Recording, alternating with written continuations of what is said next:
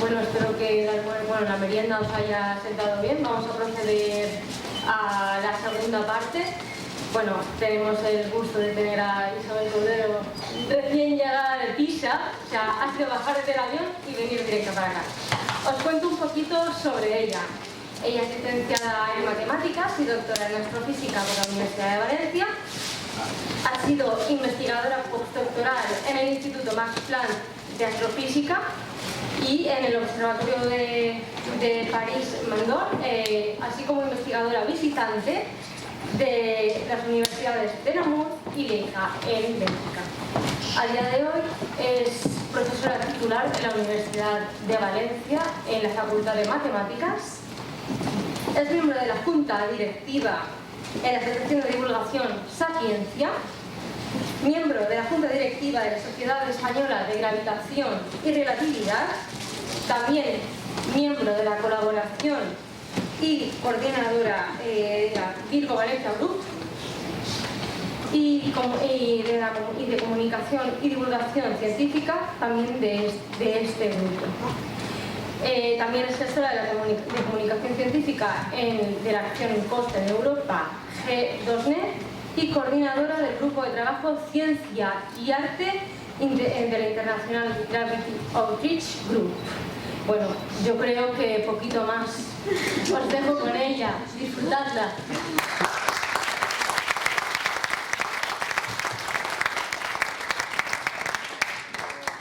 Bueno, muchísimas gracias. Muchísimas gracias a todos y a todas por venir esta tarde. Muchísimas gracias a toda la gente de ABA por la invitación. Me hace muchísima ilusión. Cada vez que tengo un emboladillo que los llamo, echan una no, sino mil manos. Así que estar hoy aquí me hace pues doblemente ilusión.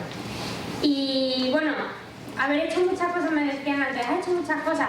Bueno, pues porque a quien nos encanta lo que hacemos, tendemos a hacer muchas cosas cuando nos rodeamos de mucha gente que nos echa una mano. Entonces el grupo de ADA son esa gente que te echa una mano cada vez que necesitas algo. También es literal que vengo de Pisa, o sea, ayer por la tarde estuvimos en Florencia lloviendo, esta mañana hemos estado viendo la torre inclinada de Pisa y venía en el avión que Ryanair estaba de huelga y decía, no, como Ryanair me cancele el vuelo, se van a acordar de no puede ser. Y justamente vengo de aquí tenéis el póster de la conferencia donde he estado en Italia, en Pisa, de esta acción europea. Este de aquí es el logo. Es una acción europea en donde se mezclan ondas gravitatorias, geofísica y machine learning, y en donde en primicia hemos tenido la premiere de un cortometraje que he tenido la suerte de co-dirigir y coescribir el guión junto con una productora alicantina, Iciar Vélez, y parece que a mi jefa le ha gustado el corto. Entonces vamos a ver si lo presentamos en algún festival y algún día me acerco y le digo, hey Jordi, ¿por qué no enseño el corto en una asociación? Y me decís que pensáis de esto. Bueno, un poquito de spoiler.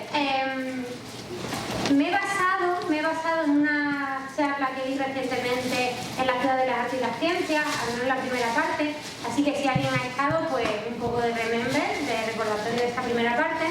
También he tenido muy presente hasta dónde os había contado la charla anterior que fui a visitar ABA, así que intentaré una primera parte ir un poquito más rápido porque son cosas que ya he comentado, pero si alguien no ha venido, pues que no se pierda en la diapositiva 2. Y luego intentaré deciros pues de las últimas cosas que me enteré ayer por la tarde en la sala de control de Virgo, de a ver por dónde van las cosas del siguiente periodo de observación. Bueno, las ondas gravitatorias, para no alargarme demasiado, cuando voy a un instituto, pues sí que me alargo más, intento que ellos experimenten con perturbaciones de objetos y de cosas que están en un objeto, pero básicamente son perturbaciones, no de cosas que se mueven en el espacio-tiempo, sino del propio espacio-tiempo en el que nosotros ahora mismo estamos inmersos. Entonces, estas ondas gravitatorias, cuando nos atraviesan, hacen que los tiempos y las dimensiones de los objetos cambien. Y es ese cambio el que luego utilizamos, y os contaré algún detalle más, el que luego intentamos utilizar para detectarlas. Al ser una perturbación del propio espacio-tiempo, son un canal nuevo, diferente, no estoy hablando de luz en otras frecuencias, de luz visible, de rayos X, de rayos gamma, tampoco estoy hablando de partículas como los neutrinos, sino que es un canal complementario y nuevo. Así que es como si a una película de cine mudo en blanco y negro, primero le ponemos el color y luego le ponemos una banda sonora. Siempre tenéis canales diferentes de donde recibís información complementaria. Entonces, no es que estemos en contra de ningún astrónomo, al revés, nos encanta mandar alertas al resto de astrónomos a ver si nos hacen caso y podemos tener una detección conjunta. Este fenómeno, junto con la existencia de los agujeros negros, son las dos consecuencias que se deducen de la teoría de la relatividad general propuesta por Einstein en 1915 y que no están presentes en la teoría de gravedad de Newton. Hay veces que cuando uno propone una nueva teoría, lo que sucede es que hay pequeñas correcciones o pequeñas diferencias. En el caso de pasar de la gravedad de Newton a la gravedad de Einstein, no es solamente una pequeña corrección, en algunos casos sí, pero cualitativamente aparecen nuevos bichitos por ahí. Y esos dos bichitos se llaman agujeros negros y ondas gravitatorias. Y agujeros negros, pues, en fin, otro día, pues que venga Alberto Parisi, o me vengo yo, o se viene Iván Martí y os hablan de agujeros negros, porque da para una charla solamente. La primera detección, bueno, se propuso en 1915, ¿vale? La primera detección se produjo en 2015. O sea, necesitamos 100 años para poder tener la primera detección. Cuando tú le tienes que pedir mucho dinero a muchos gobiernos para hacer ciencia, vamos más, dinero para hacer ciencia, gobierno, y se estiman mucho, tienes que estar muy seguro que lo que intentas observar, si no está un primo de eso, ¿vale? Entonces, antes de tener la primera detección directa, sí que ya teníamos muchas detecciones indirectas, mucha información, con el pulsar binario de Huss y Taylor, por ejemplo, que hay un premio Nobel por ahí, que algo tenía que estar ahí, haciendo que por ejemplo, los sistemas binarios formados por dos objetos muy compactos, cuando giran uno alrededor del otro, pierden energía porque emiten ondas gravitatorias, se acercan cada vez más rápido y cada vez más cerca y se fusionan. Bueno, pues esa pérdida de periodo orbital se pudo medir de manera indirecta antes, pero la primera detección directa en un detector se produjo en 2015. Se produjo días antes de que los observatorios LIGO, me estoy adelantando un poco, pero como tengo otras cosas en la cabeza que luego engancharé, días antes de que se pusiera en marcha de manera oficial el periodo de observación. Estaban terminando el periodo de commissioning o puesta a punto, vamos a decir, y vi una señal tan intensa, que creían que alguien la había inyectado en plan, a ver si me quedo contigo, ¿vale? Y no, era una señal de verdad. Fue tan intensa que a 2 o 3 días de que se pusiera en marcha el periodo de verdad de observación, se pudo tener esa detección. Además, estas ondas gravitatorias, he dicho, hay dos bichitos nuevos, los agujeros negros y las ondas gravitatorias. Bueno, en realidad están muy conectados entre sí, porque de la región interna de un agujero negro no nos llega luz. Cuando hablo de luz hablaré de radiación electromagnética, sea en luz visible o en otra onda, en otra frecuencia. Entonces, ¿cómo detectamos un agujero negro? Bueno, pues ahora mismo, antes de que vinieran las ondas gravitatorias, mejor dicho, teníamos dos maneras. Normalmente, si miramos muy cerca, tenemos los discos de acreción y tenemos la colaboración EHT que está publicando ahora las mejores imágenes que nunca hemos visto de la cercanía de nuestro propio agujero negro, el agujero negro de nuestra propia galaxia. O sea, eso es alucinante. Viendo cómo se mueve ese material que está muy cerquita del centro del agujero negro, yo estoy poniendo a prueba, primero, detectando alguna cosa, alguna información, y poniendo a prueba cómo se mueve esa materia, si está de acuerdo con la relatividad que me dice, con la relatividad general que me dice que ahí dentro hay un agujero negro. Pero veis que hay como una pequeña sombrita, ¿vale? En realidad lo que estamos viendo es el material que se calienta, que choca y que emite radiación electromagnética, vamos a decir, en el bordecito del agujero negro. Pero de dentro del agujero negro no tenemos todavía luz. Y según la relatividad general no la vamos a tener. Puede que sea mentira, que no creo porque no hay manera de cargársela, pues tengamos luz. Pero por ahora, ese centro, esa parte central, no nos va a emitir el luz. Y la segunda manera que teníamos de ver un agujero negro antes de la onda gravitatoria era mirar un poquito más lejos y ver objetos que giraban alrededor de un punto que aparentemente era negro y no había nadie. O sea, no había nada, que es el centro de nuestra galaxia. Y ahí tenemos a la colaboración Gravity, que ha medido una estrella que creo que va a 0,2 de la velocidad de la luz. O sea, imaginaros una estrella yendo a esa velocidad, o sea, no algo muy puntual. Entonces, realmente las detecciones que teníamos de agujero negro eran de los vecinos del agujero negro, de vecinos muy cercanos, que es el disco de acreción, o de vecinos un poquito cercanos, pero ya vamos a decir en la finca de al lado, que eran las estrellas orbitando alrededor de ese centro galáctico. Y entonces pues llegan las ondas gravitatorias. Y como a las ondas gravitatorias les da igual que haya luz, que haya agujero negro, son perturbaciones del propio espacio-tiempo que se propagan justamente a la velocidad de la luz y la relatividad general es cierta, pues resulta que estamos empezando a ver muchos agujeros negros y muchas estrellas de neutrones, que son objetos también muy compactos, incluso con propiedades que no teníamos ni idea de que existieran agujeros negros de ese tipo. Luego enseñaré algún resumen de detecciones, ¿no? Bueno, la pinta que tienen los observatorios de ondas gravitatorias, la foto que tenéis aquí es de Virgo, del observatorio del que yo formo parte, de la colaboración Virgo. Hay un edificio aquí central, aquí se genera un láser de los mejores láseres que se pueden generar. Hay un divisor de haz, la mitad del láser tira por aquí, la otra mitad tira por aquí. Esto está un poco cortado, pero estos brazos son 3 kilómetros de longitud. Hay unos espejos al final, que luego os comentaré alguna cosa. Se refleja la luz, se vuelve a juntar aquí se forma un patrón de interferencia y básicamente analizando el patrón de interferencia de esos dos haces, podemos ver si el interferómetro está bien construido y hay un montón de cosas que no voy a entrar en detalles para que eso se pueda hacer. Básicamente, si la distancia de este brazo y este brazo es exactamente la misma, la interferencia que se produce es destructiva y no se ve nada de luz.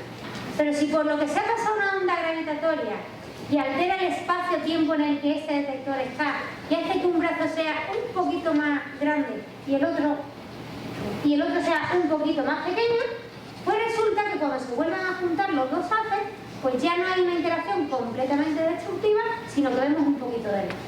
¿Vale? Bueno, pues básicamente ponemos aquí una cámara, un fotodetector y nos dedicamos a analizar, pues, a ver si hay luz, si no hay luz y si es que ha pasado una onda gravitatoria o es que han pasado otras cosas. Bueno, a esto se le llama interferometría óptica. Hay otros dos observatorios en Estados Unidos, en Hanford y en Easton, que son los observatorios LIGO. Hay otro observatorio CAGRA que os enseñaré luego algunas fotos. Y hay un mini observatorio en Alemania, que es el que se ocupa de las mini pruebas técnicas antes de meter a los bichos, o sea, a las mejoras técnicas en estos bichos más grandes. Y para que os hagáis una idea, cuando he dicho que se hace un poquito más grande y un poquito más pequeño, hay 0, y ahora ponéis 0,0021 veces y luego ponéis un 1. ¿Vale? O sea, 10 elevado a menos 21, para que os guste la notación científica, de variación entre lo que mide este brazo y lo que cambia esa longitud cuando pasa una onda gravitatoria. Es alrededor, estos son 3 kilómetros en total, alrededor de una centésima milésima parte el tamaño de un protón. Y como esa analogía yo no me la imagino, porque a ver quién pone esos números en mi cabeza, pues la vuestra, pues la analogía que cuando uno hace las cuentas y hace la proporción, es como si en todo el agua de todos los océanos fuésemos capaces de saber si alguien ha añadido o ha quitado una gota de agua. El sistema que os he dicho de que se divide el haz y tal, os podéis imaginar que lo he simplificado 20 millones de veces. Hay un montón de cositas técnicas, pero como esto es un observatorio público, pagamos todos impuestos, me encanta, como dijo Miguel Río, me mola pagar impuestos, para que podamos disfrutar, aprender, vivir mejor y pensar mejor de manera más libre, pues podéis venir a visitarnos. Y como no estamos en pandemia, ¿verdad? Vamos a decir, hemos superado bastante la pandemia, pues este observatorio se puede visitar. Está muy cerca de Pisa, está en un pueblo que se llama Casina, muy cerquita de Pisa. La carretera es de las peores de la... para llegar al observatorio la carretera es muy mala, pero eso hace que estemos más tranquilos. Luego hablaré de los ruidos. Se puede visitar. La reunión donde yo he estado todos estos 3 días ha estado en este edificio de aquí. O sea que si ahora veis Futura Conjetura en Twitter algunas fotos, han sido en este edificio de por aquí. Esta zona de aquí es donde está el edificio, la sala de control, y donde trabajan franceses y francesas, voy a decirlo en masculino pero me refiero a los dos porque hay muchas mujeres también, franceses, italianos, alemanes, bueno, neerlandeses, españoles y españolas. Hay una española en la sala de control que se llama Julia Casanueva. Me estoy dejando mucha gente porque, bueno, polacos, húngaros, me estoy dejando mucha gente, ¿vale? Somos alrededor de unas 600 personas en la colaboración Virgo, cada una que sabe de una cosita y que nos juntamos para intentar hacer posible este reto que os acabo de decir, de detectar onda gravitatoria.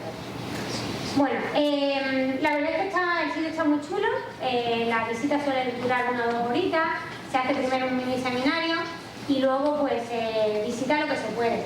Podemos entrar dentro del túnel si no están, ahora se ha podido entrar porque están en comisiones pero no están detectando dónde está el modo de observación. Se sube a este edificio arriba para que se vean las torres en donde están los láseres y donde se produce la división de gas. Y bueno, y veis a la gente que trabajamos ahí. Que al fin y al cabo yo creo que estas charlas son muy importantes porque nos veis la cara, o sea, no somos bichos raros, somos personas que nos encanta lo que hacemos, que tenemos otras 1000 historias también más allá de la ciencia y que nos tenemos que apuntar para hacer algo que supera hasta la ciencia ficción. Bueno, ¿y qué se ha detectado? Voy a intentar un poco más rápido en esta parte porque esto algunos ya lo sabéis, pero hago un recordatorio para que venís por primera vez así a una charlita de onda gravitatoria. El primer periodo de observación, que tenemos muy original, se llama O1, ¿vale? Observación 1, fue desde septiembre de 2015 hasta enero de 2016. Estuvieron operativos los 2 observatorios LIGO en Estados Unidos y se detectaron 3 binarias de agujeros negros, es decir, lo que he contado antes de 2 objetos girando uno alrededor del otro, solo que estos 2 objetos eran 2 agujeros negros. Luego además se detectaron en O1 3 binarias de agujeros negros y en O2, que fue desde 2016, noviembre, hasta agosto de 2017, spoiler, sí trabajamos en vacaciones y en verano. Yo lo diré, además este verano fue maravilloso, pero muy duro. Se detectaron 7 eventos de sistemas binarios de 2 agujeros negros y además un maravilloso sistema binario de 2 estrellas de neutrones. En principio, LIGO, los dos detectores LIGO estuvieron operativos desde el principio. Virgo es el hermano pequeño. Tenemos 10 veces menos de dinero y de gente. Pero al hermano pequeño también hay que hacerle caso de vez en cuando, porque te puede ayudar a encontrar, yo qué sé, el móvil que has perdido bajo el sofá, ¿vale? Entonces, Virgo se unió en el último mes.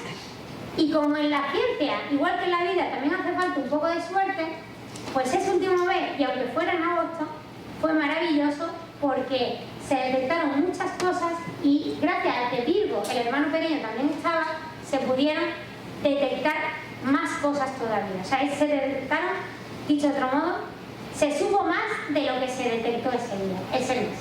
Bueno, este bicho que tenéis aquí es la primera señal de ondas gravitatorias que se detectó. Ahora hablaré de ruido, luego hablaré un poco después, pero esta fue la señal en onda, es decir, este eje significa tiempo, este eje vertical significa la oscilación, ¿vale? La amplitud de esa oscilación. Esto fue lo que se vio en uno de los detectores, esto fue lo que se vio en el otro de los detectores, y cuando se ponen las 2 cosas juntas, pues los detectores no están uno al lado del otro. Así que un ruido sistemático de que alguien pasara con el camión, no va a pasar en el mismo camión de la misma manera cerca de los mismos 2, un observatorio y el otro. Y bueno, y hay más cosas, ¿vale? Luego os contaré también alguna cosa de los canales auxiliares. Entonces, esta es la pinta que tuvo la primera detección de onda gravitatoria. Y esta es la pinta que tuvo cuando ya la habíamos limpiado. Si yo enseño los datos que tenemos de verdad, el raw data, es decir, los datos brutos, pues ahí no se ve mucho. Pero cuando aplicamos algoritmos de desenterrar el ruido, desenterrar las señales en el ruido, pues podemos sacar cosas tan chulas como esta. A quien le gustan las matemáticas, el data analysis y el data science, Los algoritmos que estamos utilizando hasta ahora con más éxito son los algoritmos de Match Filtering, que son muy buenos cuando tienes poquitas observaciones, ¿verdad? 3, 7, 8, 10, 11. Pero cuando tenemos, como vamos a tener después, probablemente muchas más observaciones, no voy a desvelar todo el número, pues hay que ir a por algoritmos un poquito más sofisticados. La conferencia de la que vengo, como he dicho antes, están intentando utilizar técnicas de Machine Learning para extraer señales de ondas gravitatorias de manera eficiente y rápida y barata en las señales que recibimos, que además de la onda gravitatoria, tiene muchas cosas ahí, tiene como mucho ruido. Bueno, de todas estas señales, hubieron dos muy importantes, bueno, hubieron tres. Una fue la primera detección, que como decía era una binaria de agujeros negros que estaba a más de 1000 millones de años luz de nosotros. Y luego en O2 también esto significa el día, el mes y el año. Y el 8 es agosto. Vale, entonces, el 14 de agosto de 2017, Virgo se puso a observar a principios de agosto y el 14 de agosto tuvimos la primera detección triple. Eso fue maravilloso porque cuando uno hace ciencia desafía la técnica y la teoría. Y llegar a una primera detección pues fue muy importante para nosotros. También fue una binaria de agujeros negros y como agosto pues de vacaciones no estábamos, 3 días después aparece la primera detección de binaria de estrellas de neutrones. 130 millones de años luz de distancia, triple detección, estaba muy cerquita. Entonces eso permitió que como teníamos 3 detectores, igual que cuando tenéis un móvil con señales y hay 3 antenas, podéis triangular vuestra posición. Un poquito más complicado, cuando teníamos 3 detectores, pudimos triangular, estaba cerquita, pudimos triangular bastante bien de dónde venía esa fuente y le dijimos a todos los astrónomos que nos quisieron escuchar, por favor mirar ahí porque va a pasar algo alucinante. El artículo, creo que son más de 3.500 personas con más de 70 observatorios terrestres y espaciales haciendo el seguimiento de esa región del cielo. No me voy a alargar porque quiero contar otras cosas, pero tenéis resúmenes científicos en varios idiomas. Fue tan maravillosa y dimos la alerta tan pronto que se pudo observar, bueno, en rayo gamma, Fermi lo vio 2 segundos después en una región compatible con lo que nosotros habíamos visto. Aquí no veo muy bien, pero bueno, se vio en radio, se vio en visible. En visible tuvimos que esperar un poquito porque en visible hay que esperar a que se haga de noche, ¿vale? Entonces en Chile, en cuanto se hizo de noche, detectaron muy rápido una región del cielo donde antes no había un punto y de repente había un punto donde le habíamos dicho que tenía que haber un punto nuevo. Alucinante. Y bueno, en radio se pudo medir la curva de luz en radio durante días posteriores. Eso permitió saber lo que se sospechaba, y es que todo el oro, platino y uranio y un montón de elementos más de la tabla periódica no se forman cuando una estrella quema su combustible, sino que se forman en estos sistemas binarios de fusión de estrellas de neutrones. Bueno, para que os hagáis una idea, la energía que se irradia en forma de onda gravitatoria son del orden de varias veces la masa del Sol. Así que si sumáis las masas antes de la fusión y después, decir, hay algo por medio que no me cuadra. Pues ese que no me cuadra es energía radiada en forma de onda gravitatoria. Y es muy significativo. Hay un montón de vídeos en YouTube, la NASA tiene gente y dinero y artistas para hacer cosas muy chulas y os recomiendo que le echéis un vistazo. Pero quiero hablar, y esto es una parte un poco nueva, pero claro, voy a una asociación de astronomía. Entonces esta gente sabe mucho de telescopios, de máquinas, de ruidos, de filtros, y dice, pues tengo que hablar un poco de la parte un poco técnica, ¿no? No he puesto demasiadas imágenes porque este artículo saldrá en próximos días, en cuanto termine Classical Quantum Gravity, de ordenar bien a los autores del artículo. El coordinador para la caracterización del detector me pasó el resumen científico y entonces pues lo que tenéis aquí es como un mini resumen del artículo que saldrá pronto. Esto es el análisis de todos los ruidos que están alrededor del detector fastidiándonos a ver si vemos o no vemos la onda gravitatoria. Hay un montón de sondas que utilizamos para monitorizar ruido. Cuando digo sondas me refiero a micrófonos, a magnetómetros, a acelerómetros. Bueno, tienen nombres que yo no voy a saber pronunciar bien, pero básicamente medimos desde el movimiento del suelo, el tiempo meteorológico, sonidos que se puedan producir e incluso señales electromagnéticas de diverso origen, desde un cable hasta un rayo cósmico o incluso parte electromagnética, por ejemplo, de un relámpago. Luego os contaremos. Los espejos están suspendidos, porque claro, si tú pones un espejo, lo dejo suspender, pero el espejo está sobre unos cables que cuelgan de un techo de una habitación y hay un terremoto, pues esos cables se mueven y el espejo se mueve. Y a lo mejor yo creo que ha sido una onda gravitatoria y lo que ha pasado es que algo ha movido ese espejo. Hay unas torres de unos 10 metros de altura en un vacío bastante mejor que el vacío exterior, en donde una cadena de unos 7 superpéndulos, los italianos lo llaman marionetas, porque pueden jugar mucho para acoplarlo bien, donde hay un factor de 10 elevado a 12, o sea, un 1 y luego 12 ceros después, un factor de 10 elevado a 12 de reducción del ruido sísmico alrededor de 10 hercios. Por debajo de 10 hercios no somos capaces de limpiar bien el ruido sísmico y por eso las ondas gravitatorias, que como una onda tiene una frecuencia, ¿vale? Una onda, lo de la frecuencia significa que baja y sube más despacio o que baja y sube más rápido, ¿vale? Bueno, pues por debajo de esta cantidad no es que no haya ondas gravitatorias, es que todavía no las podemos ver, ¿vale? Es como con nuestros ojos podemos ver la luz visible, no podemos ver los rayos X, no significa que no estén, significa que necesitamos otro cacharrillo para verlos. Bueno, los grandes terremotos son un gran problema, ¿vale? Por lo que he dicho de mover, a pesar de que tenemos este super atenuador, los grandes terremotos son un problema. Cuando viene uno muy bestia pueden dejar inoperativo el detector alrededor de 20 minutos, porque esa excitación, aunque esté controlada, necesita amortiguarse, ¿vale? Es como cuando le pegáis a un péndulo y, bueno, se va parando, pero necesita un poco de tiempo. Como los grandes terremotos no solo nos importan a nosotros, sino que le importa a mucha gente, pues esto estamos como medio avisados, ¿vale? Entonces colaboramos con el Servicio Geológico de Estados Unidos, algunos de esos avisos llegan antes de que llegue el terremoto, con lo cual nos permiten, hay algo así como cuando un niño va a empezar a gritar y coge el padre, niño, estate quieto, ¿no? Y sujeta al niño, pues algo así. Ponemos el detector en un modo de control. No permitimos medir muy bien, pero permitimos que no se vaya de madre. Es como si le diéramos ese péndulo y alguien estuviera medio sujetando para que el péndulo no se moviera mucho. Bueno, esto permite bastante minimizar las alteraciones en nuestra sensibilidad y se puede llegar a que solo afecte a una reducción de un 20% un gran terremoto. Por ejemplo, un terremoto de magnitud 7,1, que el epicentro fue en Oceanía, avisaron a tiempo, se puso en un modo menos sensible pero más seguro y solo se redujo la sensibilidad un 20% y además no hubo que esperar tanto para que aquello volviera a estar en su punto.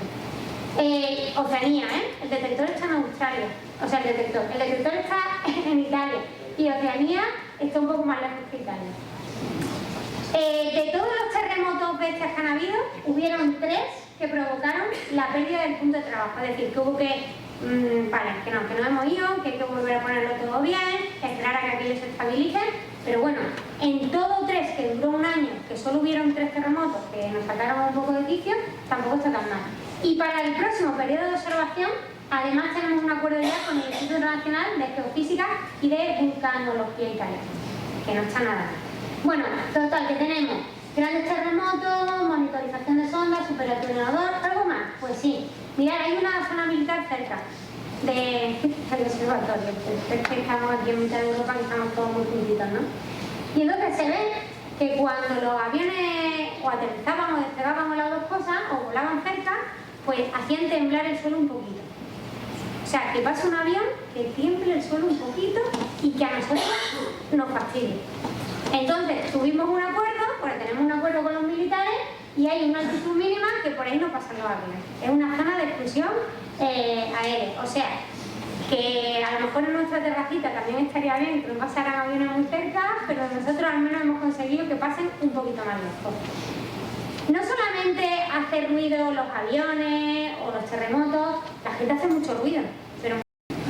Entonces, hay variaciones, o sea, esto es muy bestia y esta es la única imagen que voy a poner porque no me podía resistir.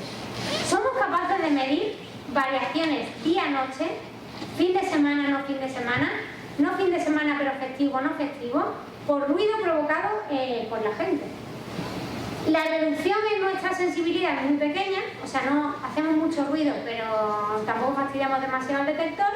Pero esta gráfica que tenéis aquí son curvas de ruido. Estos picos son lunes, martes, miércoles, jueves y viernes. Sábado y domingo la gente pasa menos por ahí. Esto será por el día y esto será por la noche. No está puesta, pero creo que la línea roja era la pandemia. O sea, había ruido, pero menos. Y luego esta línea verde, creo que fue que 2 días festivos de 2 semanas seguidas cayeron en miércoles. Entonces la gente no fue a trabajar. Y por eso el ruido de este día, pues no fueron a trabajar tanta gente. El ruido de este día de origen humano fue bastante menor que el resto. O sea que las grandes empresas, si tuvieran acceso a nuestros datos y lo supieran utilizar, podrían sacar muchísima información del entorno en donde estamos. Pero bueno, como digo, la reducción del ruido de origen humano es pequeña en la sensibilidad del detector, porque además intentamos evitarla. O sea, cuando hay una cosa como lo de la zona de exclusión que nos fastidia demasiado, pues intentamos empezar a alejar las cosas de nosotros un poco. Además hay una cosa que nos afecta mucho, muchísimo. Esta semana nos ha hecho un aireazo tremendo en el observatorio, nos ha llovido, que yo decía, cuando llegaba a Valencia estaba buen tiempo y he dicho, ¡guau, qué calor, pero qué alegría! El mal tiempo nos afecta mucho. En particular, cuando hay mucho viento, el viento golpea en los edificios, esos edificios hacen que el suelo tiemble un poquito y que los espejos también se muevan un poquito. Eso es alucinante. En Estados Unidos, en uno de los observatorios, creo que es Hanford, era tan bestia el aire que tuvieron que poner pantallas en los edificios para que el aire no pegara directamente en los edificios donde estaban las torres de vacío de los espejos y de los láseres. Hay una reducción de un 10% en la sensibilidad debido a si pega muy fuerte el aire. Y luego además también podemos medir cuando hay mucha actividad marítima por la zona de Livorno, ¿vale? Aquí se está muy cerquita del puerto de Livorno. El ruido sísmico que provoca, o sea, atención, las olas cuando golpean la costa provocan un poquito de ruido sísmico, creo que le llaman sísmico marítimo o algo así, pero total, se mueve un poquito del suelo y eso hace que unos 20 kilómetros de la costa, que es donde está el observatorio, nosotros sepamos que el mar se está moviendo mucho. Además provoca no solamente que se mueva mucho el suelo, sino que la luz del haz se pueda dispersar hacia donde no queremos y vuelva a engancharse con el haz donde no queremos. ¿Vale? Queremos que el haz vaya por donde yo quiero, como yo quiero, de ahí no te salgas, no me interacciones con nada. Por eso es lo del vacío y por eso un montón de pantallas negras, como alrededor en algunos sitios, para que si algún fotoncillo, alguna lucecilla te escape, tú ahí no vuelves a entrar. Vale, bueno, pues todas estas cosas las tenemos en canales auxiliares. Además del canal para detectar la onda gravitatoria, tenemos micrófonos. O sea, me acuerdo una vez que fue una conferencia que se dieron cuenta que se habían dejado un teléfono encendido porque había un ruido que era pip, pip, pip, pip, pip, pip, pip, pip, o algo así en el espectrograma. Lo pusieron en audio y se escuchaba y dijeron, vale, me deja el teléfono encendido. No siempre es tan fácil averiguar qué es lo que provoca el ruido. Puede ser que un cable toque a otro cable donde no toca, y os podéis imaginar los cables que estén por ahí. Entonces es muy complicado, pero estas diapositivas y estos comentarios van para todos mis colegas de la parte experimental que hacen milagros y que gracias a ellos luego los teóricos podemos empezar a hablar de astrofísica y de astronomía, ¿no? Bueno, no solamente eso, la parte electromagnética, venga, ya hemos hecho que algo se mueva, que algo pegue, que algo se propague. Y los relámpagos y la parte electromagnética, pues mirad, los relámpagos producen ondas electromagnéticas rápidas que se miden con magnetómetros y luego, un poquito después, llegan ondas de presión atmosférica que se miden con sensores sísmicos. Y esto provoca la vibración del suelo y también de varias componentes del detector.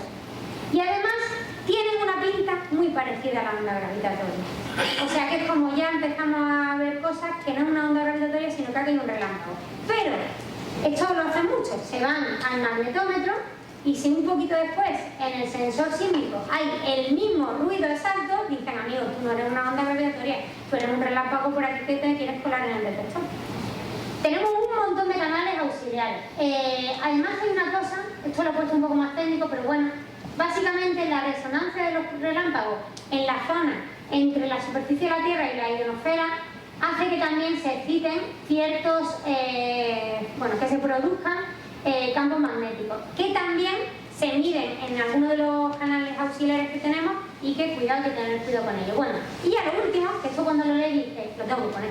O sea, electromagnético, sísmico, las olas, el aire. Bueno, pues por si acaso los muones estaban fastidiándonos más de la cuenta, pusieron recientemente un detector de muones cerca del edificio principal.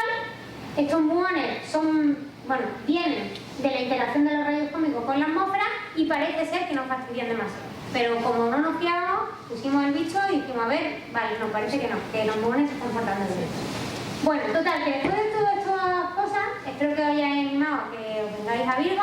Si me lo decís, hablo con Julia y así que os hacemos las dos, la visita guiada y las preguntas, todo lo que queráis. Bueno, ella es de la parte instrumental, yo soy de la parte más teórica, seguramente podremos responder muchas preguntas. Total, que con todas estas mejoras, con todos estos bichos y sensores, O3 empezó en abril de 2019, acabó en octubre de 2019 la primera parte. Hicimos un descansito de un mesecillo para terminar de retocar alguna cosita, ¿vale? Como cuando hay un concierto de guitarra, ¿no? El guitarrista toca un poco y dice, espera, entre una pieza y otra termina el gusto y sigo el concierto. Pues de noviembre de 2019 a marzo de 2020 fue con la segunda mitad. Queríamos haber terminado un poco después. ¿Alguien se acuerda qué pasó en marzo de 2020? Bien. Es lo que hay, tuvimos suerte. Creo que paramos con un mes y pico antes de lo que queríamos, pero tampoco fue tan dramático. ¿Y qué pasó? Pues que pasamos a tener, si teníamos 11 detecciones en todo el primer y segundo periodo de detección juntos, pasamos a tener 2 detecciones por semana.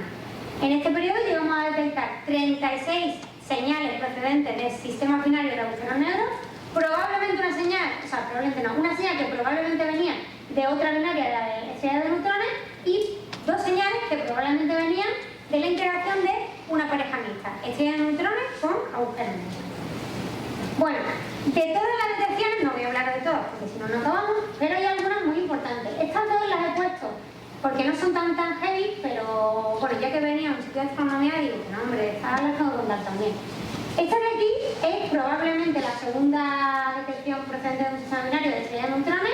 Se observó por los 3 detectores, 500 millones de años luz, no tan lejos, pero la localización fue menos precisa y no hubo contrapartida. Eso significa que cuando avisamos al resto de observatorios en astronomía, aunque ellos hagan seguimiento, si está muy lejos o si no se espera que se vea luz, pues hay veces que no se ve. Pero por si acaso hay que hacer el intento, porque si se ve algo, pues puede ser una revolución. ¿Pero por qué he puesto esta detección de aquí? Pues mirad, la masa total del sistema, o sea, las masas individuales de las 2 estrellas de neutrones eran más o menos lo que nos esperábamos, ¿vale? No eran números extraños. Pero cuando hacíamos la suma de las 2 estrellas de neutrones del sistema, nos daba 3,4 masas solares. Todas las binarias conocidas galácticas de estrellas de neutrones tienen masas totales entre 2,5 y 2,9. Así que puede que estemos viendo binarias de estrellas de neutrones en otro sitio o con otro origen de formación. Obviamente en una detección no podemos decir mucho, pero estamos intentando ver cosas diferentes y ver las mismas cosas pero que tengan también propiedades diferentes. Así que esto plantea para la gente que hace, por ejemplo, astronomía galáctica, pues saber cómo puede formar este tipo de objetos. Aquí tenéis otra de las detecciones, la pongo esta porque permitió medir un montón de parámetros bastante mejor, por ejemplo, la precisión del sistema, y esto fue importante porque más allá, o sea, cuando suena un instrumento y os dicen el saxofón, toca un la, y el instrumento hace la, y tenéis, bueno, no es la, bueno, lo que sea, y cogéis ahora una flauta, toca un la, y hace la, pero aunque sea el mismo la, el saxofón y la flauta suenan diferentes. Y es porque, más allá de esa frecuencia fundamental, que es la que lo habéis dicho, hay como un timbre diferente. Bueno, pues a esta onda gravitatoria le pudimos calcular parte de ese timbre. No solamente vimos la frecuencia fundamental, sino que estamos empezando a ver el timbre de esa onda gravitatoria. Bonito. Bueno, y ahora empiezan las cosas raras, ¿no? Que aquí ya yo digo lo que hemos visto y vosotros pensad lo que queráis. Recibimos un bicho que tenía un objeto compacto de 2,6 masas solares y un agujero negro de 23. El de 23 le pongo agujero negro porque no hay otra cosa de lo que conocemos hasta ahora con 23 masas que no sean masas solares que no son agujeros negros. Pero solo conocemos estrellas de neutrones hasta 2 masas solares y agujeros negros hasta varias masas solares, pues sobre 5 por ahí. Así que tenemos un bicho que mide 2,6 masas solares y que no sabemos si es la estrella de neutrones más masiva que jamás hemos observado o el agujero negro menos masivo que jamás hemos observado o algún bicho en medio que todavía no tenemos ni idea de qué es. Pues bueno, ahí está. Fue observado por los 3 detectores, 800 millones de años de luz de distancia. Además había un factor muy diferente entre las masas, con lo que fue un reto para la parte de análisis de los datos. No tuvo contrapartida de ningún tipo, pero esto no nos extrañaba. ¿Por qué? Pues mirad, cuando tenéis yo qué sé, a un depredador muy grande que se quiere comer a un bichito muy pequeño, pues lo más normal es que le meta un bocado y se acaba un bichito pequeño. Pues algo parecido pasó con esto. Cuando tenéis una estrella de neutrones y un agujero negro, la estrella de neutrones por la fuerza de marea se rompe un poco, se arrastra y luego es engullida por el agujero negro. Pero como había tal diferencia del tamaño de las masas, pues aquello no es que se rompiera, es que hizo y se lo comió entero. ¿Vale? Entonces no esperábamos, creo que la palabra que pusimos en el resumen científico fue se lo tragó de un bocado, o se lo comió de un bocado, ¿vale? Entonces, ¿qué ocurre? Pues que como te lo comes y lo que hay dentro del agujero negro no sale luz hacia afuera, pues no es normal, o sea, es normal que no veamos luz en ese sistema. Puede que veamos otras cosas, pero luz no. Venga, vale, lo intento no ser muy pesado. 19.05.21. Esto fue muy chulo porque esto fue una binaria de agujeros negros que no es que nos pareciera raro que fuera otra binaria de agujeros negros, es que las masas que tenían estaban fuera de lo que creíamos que podía existir. Por una cosa que no voy a entrar en detalle, que se llama inestabilidad de pares, sabemos o esperamos, la gente que hace formación de agujeros negros por el colapso de estrellas, que se pueden formar agujeros negros de menos de 60 masas solares o de más de 120 masas solares. Bueno, pues teníamos uno de 66 y otro de 85. Vale, de 66, Isabel está cerca de 60, o sea, una estimación de un modelo, sí, el de 85, o sea, en toda la mitad, ¿vale? En toda la mitad del intervalo. No me vale, ¿qué pasa? Pues claro, o hay que revisar las etapas finales de la vida de las estrellas. Ya tenemos un reto y una pregunta para la gente que hace formación estelar y formación de agujeros negros. O a lo mejor es que este de 85 no ha venido de un colapso de una estrella, a lo mejor es que ha venido de otros dos agujeros negros que se han fusionado antes. Con lo cual que con una observación no sabemos mucho, pero si empezamos a tener la genealogía de formación de agujeros negros, podemos también entender cómo funcionan los procesos en galaxias y en nuestro universo.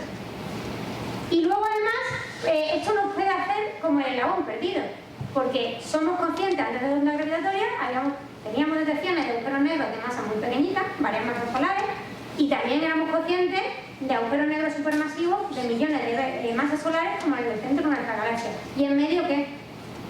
Pues como en medio puede que no haya tanta materia alrededor de esos agujeros negros, pues no lo habíamos detectado hasta ahora, pero con ondas gravitatorias podemos detectar agujeros negros de masas en ese rango.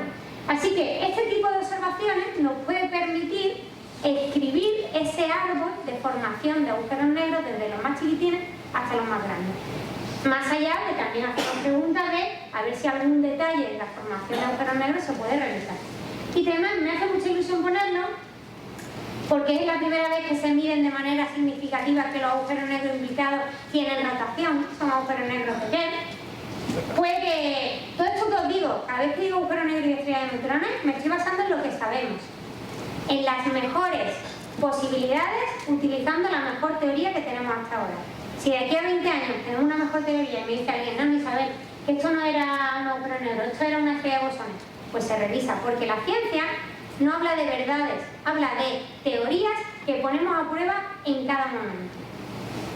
Bueno, y luego también me hace mucha ilusión porque esta ilustración que salió con el anuncio la ha hecho un diseñador gráfico valenciano que se llama Raúl Rubio, así que a todo el mundo que le gusta el diseño, el arte, la maquetación, hay un montón de cosas que se pueden hacer muy chulas. A mí me encanta la disciplina de arte y ciencia y intento mezclarlas cuando se puede. Bueno, esto fue O3A. O3B ya está completo, no voy a hablar de mucho más detallitos, pero bueno, ya empezamos a tener detecciones mixtas, detecciones de sistemas binarios, es siempre sistemas binarios, pero mixta, un agujero negro y una estrella de neutrones. De todas ellas, bueno, de esas dos posibles, una fue el 5 de enero, Reyes, vacaciones, 5 de enero de 2020. 15 de enero de 2020, bueno, ahí ya me había vuelto de los Reyes, me habían dado las peladillas. Este fue observado por 2 detectores, este fue observado por 3 detectores, aquí tenéis los datos. Y básicamente este sí que los datos del rango de masa sí que entra dentro de lo observado. Pero bueno, son las primeras, son los primeros puntitos en el firmamento. Es como cuando se hace de noche y empezáis a ver las estrellas más que brillan más. Pero luego seguro que cuanto más, Enrique Marcón está aquí, pero contaminación lumínica, cuanto menos contaminación lumínica haya y más estrellas se puedan ver, más podemos aprender de todo ese conjunto de estrellas, no solamente algo individual. Bueno, Isabel, y vale, muy bien, todo esto ya me puedo ir al detector del catálogo, o sea, al catálogo de detecciones, y cuando empezáis el siguiente. Bueno, pues ahora mismo están en commissioning, es decir, en puesta a punto, ¿vale? Están metiendo un montón de mejoras, más potencia en el láser, mucho más control de cuáles son los ruidos que nos afectan y cómo intentar mitigarlos, y también una cosa que se llama el squeezing, que no lo voy a explicar ahora, pero es simplemente una propiedad cuántica de la luz para intentar tener más información. Esto de la incertidumbre de 2 magnitudes en teorías cuánticas, bueno, pues como la luz también tiene efectos cuánticos que afectan al detector, pues esos efectos cuánticos, si los conocemos, los podemos utilizar para lo que nosotros queramos, para mejorar lo que nosotros queramos. Una de las cosas más importantes que van a aparecer O4, cuarto periodo de observación. Si todo va bien, primavera de 2023, están diciendo marzo.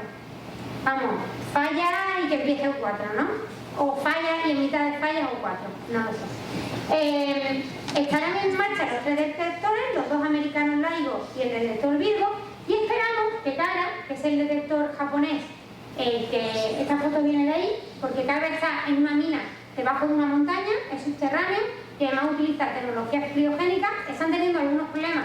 Pero es que cuando tú haces algo tan chungo por primera vez, pues tienes que tener problemas. Pero eso se llama desarrollo tecnológico.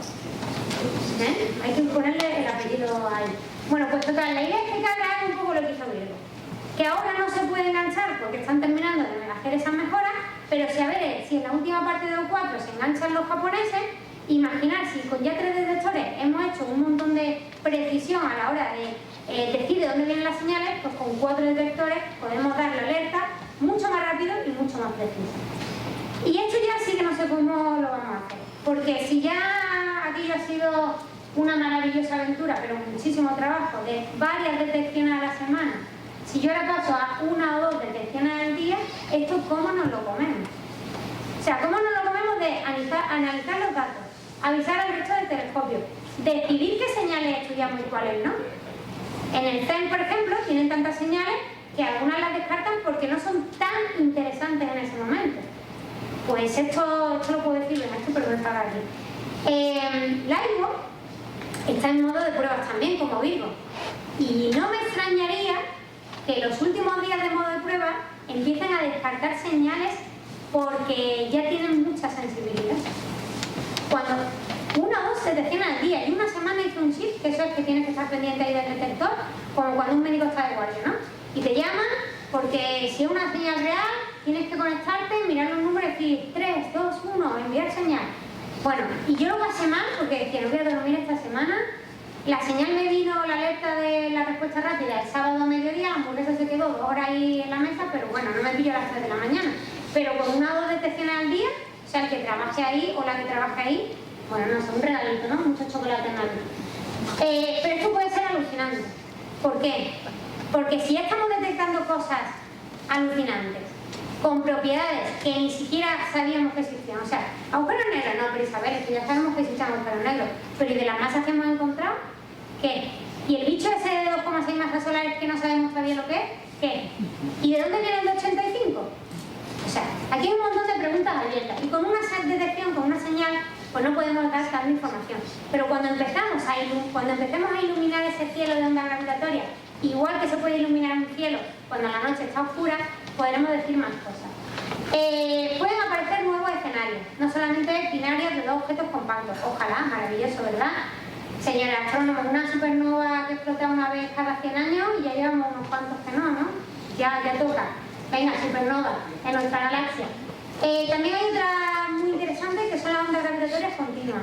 Estos bichos tardan milisegundos en el caso de agujeros negros y varios 100 segundos por ahí en el caso de binarias de estrellas de neutrones. Y hacen una cosa del tipo en el detector. Es algo súper transitorio como un pico, ¿vale? Pero puede haber otro tipo de ondas que sean menos intensas, pero mucho más continuas y mucho más duraderas en el tiempo. Hay un montón de gente trabajando en intentar detectar, desenterrar este tipo de señales. Y esto, por ejemplo, puede ser muy interesante para estrellas de neutrones que estén aisladas, pero que tengan precesión, o que sean tipo, más que un huevo, en vez de biaxial, que sean triaxial, ¿no? Que sea un huevo con una perturbación, con un boloncio saliendo por aquí, ¿vale? Entonces, no solamente el sistema binario, sino también objetos de manera individual pueden empezar a detectarse con ondas gravitatorias, y sería maravilloso. Con este gran número de detecciones, no solamente podremos decir cosas individuales de una observación, sino de toda la población, o sea, propiedades de población y agujeros negros. Increíble. Vale, y vida más allá de Advanced LIGO y Advanced Virgo. Pues mirad, en ciencia, cuando algo funciona, ya se está empezando a pensar en la siguiente generación. Porque diseñar un instrumento de estas características requiere décadas de trabajo. En el diseño, en la búsqueda de materiales, en la tecnología y en hacer que el bicho funcione. Entonces, aunque estamos muy contentos con los actuales observatorios y todavía les queda mucha marcha y muchas cosas que descubrir, ya estamos pensando en la siguiente generación. Einstein Telescope va a estar en Europa, va a tener una configuración triangular con brazos de 10 kilómetros en vez de 3 kilómetros, va a ser subterráneo y va a utilizar tecnología quirogénica. Así que todo lo que aprendan los japoneses se va a poder utilizar luego. Todavía no se sabe dónde va a estar. Están los italianos, los cerca de Maastricht también están ahí tirando, y Alemania está empezando a poner mucho dinero. Yo estoy en un proyecto que se llama Einstein Telescope Preparation Phase, que básicamente tendremos que decidir dónde se pone y por qué se pone. Entre otras cosas, donde el suelo se mueva poquito, por favor. Estados Unidos también cree que esto de la onda gravitatoria es importante y tiene el Cosmic Explorer, que es un instrumento, vamos a decir, complementario al Einstein Telescope, pero de financiación americana. Y esto es en la Tierra todavía, pero si de verdad me quiero olvidar del ruido sísmico, me voy al espacio. Hay una misión que se llama LISA, Laser Interferometer Space Antenna, y suena eso algo muy parecido. Observatorio en el espacio, o sea, este es el Sol, esto es la Tierra girando alrededor del Sol, y en la órbita de la Tierra girando alrededor del Sol se ponen 3 sondas, 3 satélites que se lanzan entre sí láser, que es como si fuera un triángulo, un interferómetro, pero a lo bestia. Cuando digo a lo bestia es porque paso de 3 a 10 o 50 kilómetros, no sé cuántos tiene ahora el Explorer. Los brazos serán de varios millones de kilómetros. ¿Qué quiere decir esto? Que voy a detectar ondas gravitatorias, pero de frecuencias más bajas. ¿Vale? Entonces, si tenéis, por ejemplo, agujeros negros que en vez de tener 60, pues tienen muchas más masas solares, pues esos, cuando se fusionan, giran uno alrededor del otro y se fusionan, la onda gravitatoria que generan, cuanto más masivos, más grave es la frecuencia, ¿vale? Más baja es la frecuencia de esas ondas. Y puede pasar una cosa, que yo cuando me electron digo, tengo que verlo, no me puedo jubilar antes de que esto pase. Y es que cuando estén un poco alejados, la onda gravitatoria será suficientemente grave, pero intensa para que LISA la pueda ver.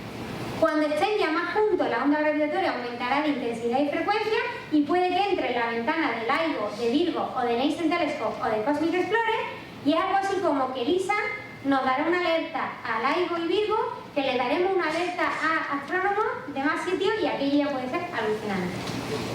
En fin, os voy a poner dos imágenes. Esto es como nos gustaría dibujarlo, todas las direcciones que tenemos a la colaboración. Esto es un trabajo, esto es público, está en la página, es un catálogo de Chris North, imagen del grupo de gravedad de Cardiff, en Reino Unido. Estos son todas las direcciones con sus márgenes de error, ¿vale? Si en una gráfica no hay margen de error, no nos creemos los puntos que hay en la gráfica, ¿vale? Estadística de mi amiga Navales. Bueno, aquí tenéis las detecciones. Este corte viene porque en el eje horizontal está la masa del objeto más pequeño y en el eje vertical está la masa del objeto más grande, y por eso caen siempre en este triángulo. De todas estas detecciones hay algunas que son más precisas porque tienen menos margen de error, otras más cerca, otras más lejos. Aquí hay 90 eventos y como cada evento ha sido una fusión, 90 por 3, pues ya podéis imaginar la cantidad de bichos que hemos detectado con ondas gravitatorias y que muchos de ellos sin ondas gravitatorias no sabíamos ni que existían. Y esta es la que me gusta poner cuando hago una charla de divulgación, pero como aquí hay mucha gente profesional también de astronomía que quiere poner las dos, el eje horizontal no significa nada, es simplemente un reparto para que no queden muy apelotonados todas. Las bolitas azules son agujeros negros, las bolitas naranjas son estrellas de neutrones, las bolitas medio azul y medio naranja no tenemos ni idea de qué. Y cuando va a una flecha es que estas dos se han fusionado para generar un objeto. Hay veces que las masas son más o menos parecidas, como estas dos, y hay veces que las masas pues son muy diferentes.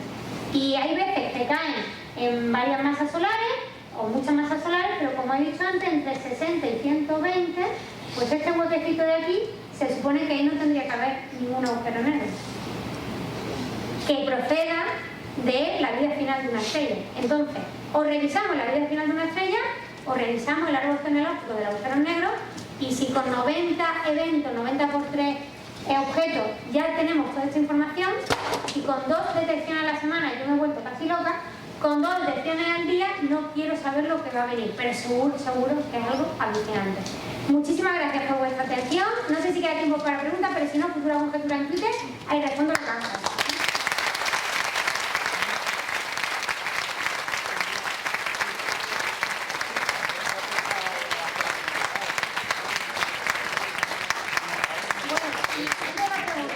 Mis colegas de la Evo Magazine hacen unas cosas muy chulas y como colaboro mucho con ellos, pues tengo 1, 2, 3, 4, 5, 6 LIGO Magazine del último, así que a los 6 más pequeñitos que estéis por aquí, por ejemplo aquel supercientífico y alguno más, os dejo varios ejemplares para que os los llevéis de regalo y ya está en inglés, pero Google te traduce todo y si no me lo dices yo te ayudo lo que hago falta, ¿vale? ¿Alguna pregunta?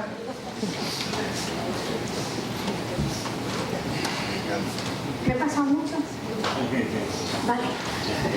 Isabel, tú has dicho que cuando el mar está así muy agitado que eso provoca ruido. Las mareas afectan sobre todo a las masas de agua, pero a los continentes también les afectan. ¿Las mareas os afectan a vosotros? ¿Las sentís cuando los momentos en que el Sol y la Luna están en oposición y hay mayor deformación de la corteza terrestre? Eso no tanto. Lo que más afecta, bueno, y de todas maneras afecta mucho más el aire que el golpe de las mareas. Es más el golpe que hace vibrar el suelo, esa vibración se propaga hacia donde está el observatorio y mueve un poquito los edificios. Pero por ejemplo esos datos se han compartido por la gente que hace biología y cambio climático y además de intentar entender el detector, el observatorio, estamos intentando pasar todos estos datos que puede que le interesen a otras ramas científicas para analizar otros datos. La parte marea no es tanto porque si es algo suave que no golpea, que no hace vibrar el suelo, no afecta tanto. A ti por la pregunta. ¿Alguna pregunta más? Joaquín. Bueno, allí hay otra gente, otros chicos jóvenes que se va a llevar a... Y por allí hay otros 2 jóvenes. Y otro más. Pero qué guay que haya tanta gente joven por aquí. Gracias por lo de juego. Y también por aquí hay gente joven. Carlos, me vas a perdonar que no Que me encanta escuchar aquí. Espectacular. No te había escuchado en directo y transmites toda la pasión que es esta información. Que eso es muchísimas gracias. Te iba a preguntar una cuestión de puro ignorante de todo esto, aunque cada vez intento aprender más. ¿Estáis siempre detectando binarias en zonas especialmente densas en agujeros negros o en estrellas de neutrones? ¿Podrían producirse binarias sucesivas o escalas de fusiones que os generaran señales especialmente interesantes? Esta señal creemos que se ha producido en un clúster, o sea, en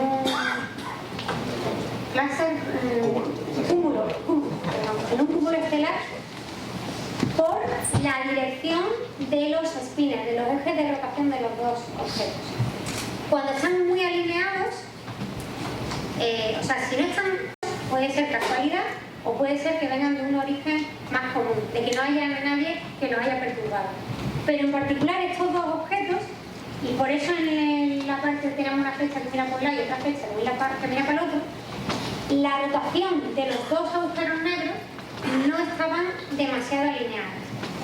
Así que creemos que el sitio donde se han formado probablemente sea un cúmulo estelar porque haya sido más encuentro, vamos a decir tipo encuentro, como evolución dinámica.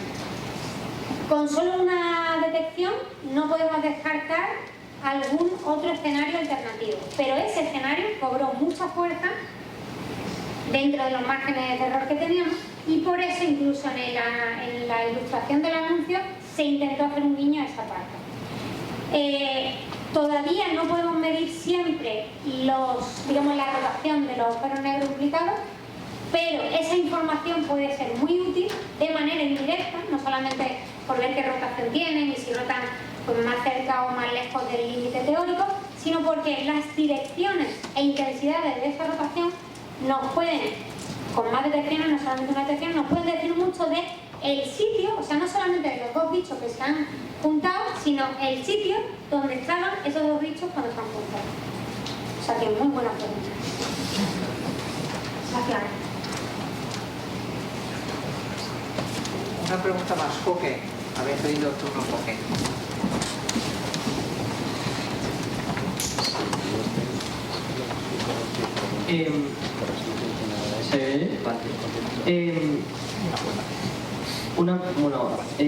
Si me permitís, ¿puedo hacer dos preguntas? Bueno, la primera pregunta, lo voy a intentar hacer rápido.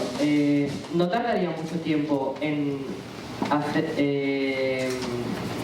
estudiarse el árbol genealógico de estos agujeros negros? Porque si tienes que hacer observaciones constantemente para determinar de dónde viene cada agujero negro y trazarlo al anterior, ¿eso no tardaría mucho? Todo depende de cómo de sensible sea tu detector, de cuántas detecciones puedas tener y si ese número de detecciones es representativo. Es como cuando hacen encuestas en las elecciones. Que somos 40 millones de habitantes, o por ahí en España, no van a hacer 40 millones de encuestas. Pero si seleccionas 100, o si vamos a decir, si tu muestra es representativa, esto es de nada, ¿no? Si tu muestra es representativa, puedes intentar deducir propiedades de la población. Pero eso depende de que seas capaz de observar suficientemente lejos. Entonces, como sí que sabemos la distancia a la que están los objetos, lo que podemos decir es si al menos estamos observando cosas muy cercanas solamente y no podemos hablar de lo que pasa más lejos, o si ya empezamos a ver cosas más lejos, pues tendremos capacidad de hablar de una muestra representativa un poco más grande. Hasta ahora todo lo que estamos viendo está relativamente cerquita. ¿Vale? ¿Y cuál es la segunda pregunta? Así rápido. Otros sucesos que tienen que ver con agujeros negros, esas eyecciones de energía que tienen periódicas, ¿eso no se transforma también en ondas gravitacionales que pueden ser medidas? Vale. Tú piensas en una onda gravitacional o gravitatoria, la perturbación del espacio-tiempo. Para perturbar el espacio-tiempo muy poquito, hemos necesitado que los eventos más violentos y extremos del universo sucedan. Entonces, cuando yo hago esto con mis dos manos, como estoy acelerando dos masas que no tienen simetría axial, yo estoy provocando onda gravitatoria. Ahora bien, la amplitud de esa onda gravitatoria es a la basura. Entonces, no solamente que tú puedas, vamos a decir, romper esa simetría axial, que por ejemplo, como lo dices, con una inyección de materia en un agujero negro, eso no tiene simetría axial. Pero eso curva el espacio-tiempo de manera dinámica lo suficientemente fuerte como para que eso provoque una perturbación del espacio-tiempo cuya amplitud decrece de manera proporcional con la distancia, para que después de millones o miles de millones de años a mí me llegue algo. O sea, que no solamente lo que genere, sino cómo de intenso sea lo que genere y cómo de lejos esté para que yo lo pueda detectar. Pero oye, el ordenador y los teóricos hacemos de todo. Entonces hay un montón de modelos de qué radiación gravitatoria pasa si una cuerda, string theory, se curva. Pues tenemos estimaciones. Y es cuestión de hacerse los números y de ver si ese número te da o no para ver algo en el detector. lo tenemos fácil. Perdonad. Bueno, dejo aquí...